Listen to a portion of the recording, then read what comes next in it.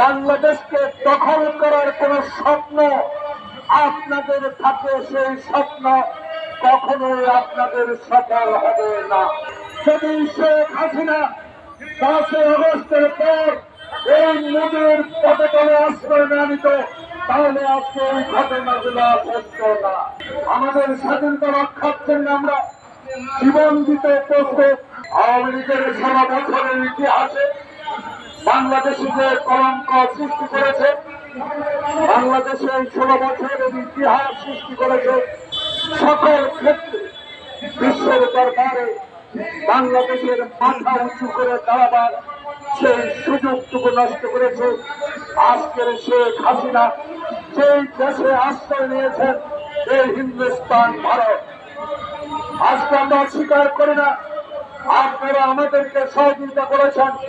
সহযোগিতার নামে যদি বাংলাদেশকে দখল করার কোন স্বপ্ন আপনাদের থাকে, সেই স্বপ্ন কখনোই আপনাদের সফল হবে না। আমি বুঝতে পারি আসামে যদি আগরতলায়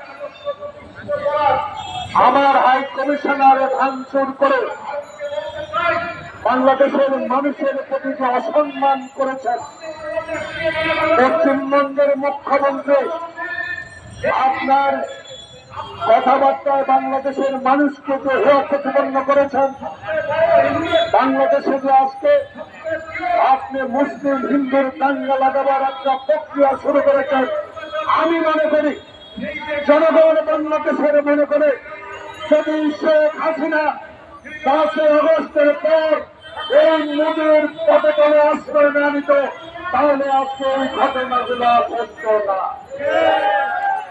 এই ঘটনার মূল শক্তি হল শেখ হাসিনা বাংলাদেশের এই সরকারকে অস্থিতিশীল করার জন্য, বাংলাদেশের গণতন্ত্র ব্যবস্থাকে শেখ হাসিনা যেভাবে ধ্বংস করে দিয়েছিল, আবার যখন ছাত্র জনতার আন্দোলনে, রক্ত দেওয়ার আন্দোলনে যখন বাংলাদেশে এমন একটি সরকার প্রতিষ্ঠিত হয়েছে, এই সরকার একটি নির্বাচন দিয়ে বাংলাদেশের জনগণের প্রত্যাশা পূরণ করবে, তখনই সেই মুহূর্তে আজকে বাংলাদেশে একটি চিন্ময়ের নামে যে বাংলাদেশের স্বাধীনতা বিশ্বাস করে না, যে বাংলাদেশে হিন্দু মুসলিম দাঙ্গা সৃষ্টির খবর তার পক্ষ অবলম্বন করে বাংলাদেশের মানুষের প্রতি আপনি যেইভাবে আচরণ করছেন, স্বাধীন দেশ হিসাবে সেটা আপনার করা উচিত ছিল না। আমরাও স্বাধীনতা অর্জন করেছি। আমাদের স্বাধীনতা রক্ষার জন্য আমরা জীবন দিতে প্রস্তুত। কিন্তু আপনি যদি আমাদের স্বাধীনতা নিয়ে, আমাদের ভূখণ্ড নিয়ে, আমাদের অধিকার নিয়ে, আমাদের গণতন্ত্র নিয়ে, আমাদের সংবিধান নিয়ে যদি কথা বলেন, বাংলাদেশের 18 কোটি মানুষ একজন সৈনিক এর প্রতিবাদ করার প্রমাণ আপনারা পেয়েছেন।